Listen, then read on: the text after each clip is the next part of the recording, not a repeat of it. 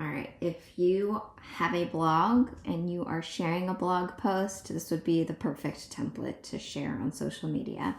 Here, I'll give you a quick preview of the final image. That's what we're going to be editing. Very straightforward. You have a solid color background, which you can change right here. I'm going to drag in my badge logo. Uploads. I'm gonna find that badge here. I'm gonna choose the light colored one.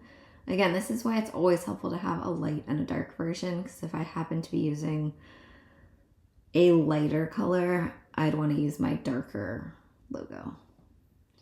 So drag that in. Perfect. I'm gonna update all of my text with these text boxes. I can click on this line to change the color and the stroke weight.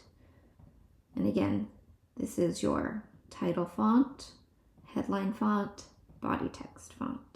And then down here, I have this little save for later guys already put in here for you.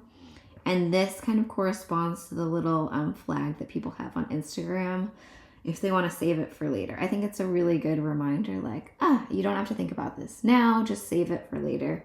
Even though people know that that exists, having this visual reminder makes a huge difference. So you can actually, this is a shape, so you can change the color just like you would the background color. You can add the new color, choose from your document, your brand kit. You can also change this text. Change the color, the font, the size. Keep it super small. I know it's gonna look tiny, but people have it, a few inches from their face on their phone.